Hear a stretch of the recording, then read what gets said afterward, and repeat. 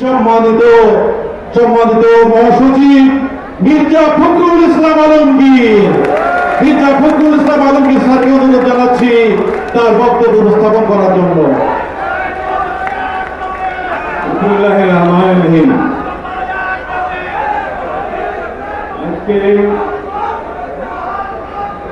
শিক্ষক মহাসমাবেশে সংগ্রামী সভাপতি, দীর্ঘকাল ধরে তিনি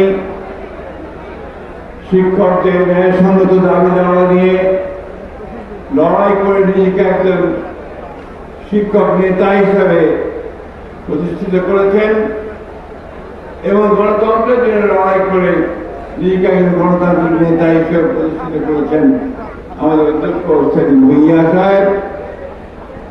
আজকের শিক্ষক মহাসমাবেশে প্রধান অতিথি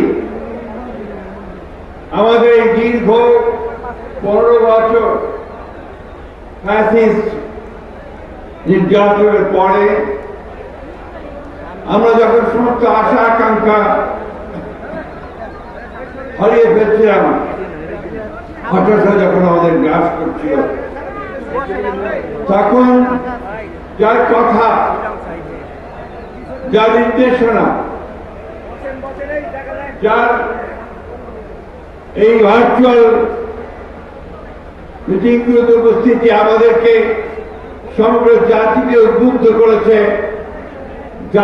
জাগিয়ে তুলেছে এবং সেই ভয়াবহ দানবের বিরুদ্ধে লড়াই করে জয়যুক্ত হতে সাহায্য করেছে সেই নেতা, তরুণ প্রজন্মের নেতা আমাদের ভারপ্রাপ্ত যারা তারেক রহমান।